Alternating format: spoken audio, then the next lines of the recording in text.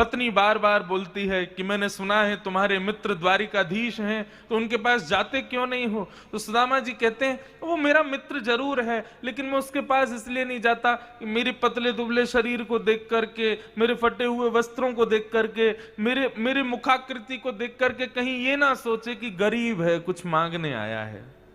मैं इसलिए उसके पास नहीं जाता। बाकी मैं नित्य अपने हृदय से उसका स्मरण करता हूं। लेकिन आज पत्नी ने हठ पूर्वक सुदामा जी से कहा कि आज तुमको जाना पड़ेगा। अपनी पत्नी के हठ के आगे कुछ ना कर पाए और श्री सुदामा जी द्वारिकाधीश से मिलने के लिए द्वारिकापुरी गए। 7 दिन तक चलते चलते चलते चलते सुदामा जी ने एक जगह जाके पूछा, भैया ये द्वारिकापुरी कितनी दूर है? तो किसी ने हंस के बताया, बोले द्वारिकापुरी का रास्ता तो आप कम से कम 60 किलोमीटर पीछे छोड़ के आ गए हो, वहां से भी कम से कम 100 किलोमीटर द्वारिका है, कब तक चलते रहोगे महाराज? सुदामा जी परम उदास हो गए, बोले क्या करें लाला, वैसे तो तू हमारे हृदय में रहे, लेकिन नगरी तेरी बड़ी दूर है।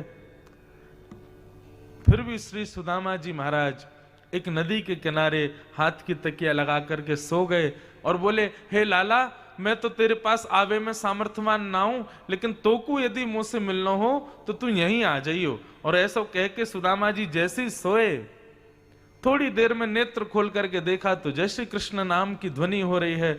चारों ओर स्वर्ण के आकार के बने हुए भवन दिखाई दे रहे हैं, सबके मुखमंडल पर जय द्वारिकाधीश, जय श्री कृष्ण सुनाई दे रहा है। सुदामा जी ने सबसे पूछा, भैया ये कौन सी नगरी है? मैं सोया तो कहीं नदी के किनारे था, लेकिन मैं यहां कैसे आ गया?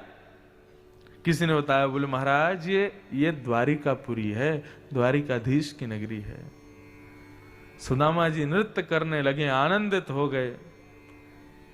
सबको जा जा करके बताते हैं, तुमको पता है ये द्वारिकाधीश जो है ये मेरे मित्र हैं, मेरे सखा हैं, हम दोनों उज्जैन में साथ में पढ़े सांदीपनी गुरुकुल में।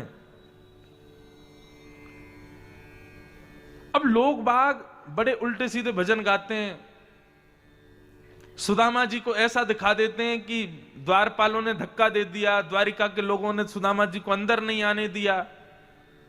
यदि भगवान के द्वारपाल इतनी कुनीति करेंगे तो फिर वो भगवान के द्वारपाल नहीं कहलाएंगे। जब भगवान के द्वारपालों में ही इतना शिष्टाचार नहीं है कि ब्राह्मण को इस प्रकार से अवहेलना करेंगे, तो ऐसे भगवान के द्वारपाल हो सकते हैं? आप विचार करो। ऐसा बिल्कुल नहीं हुआ था कि धक्का दे दिया, फेंक दिया, सुदामा जी को मिलने नहीं दिया।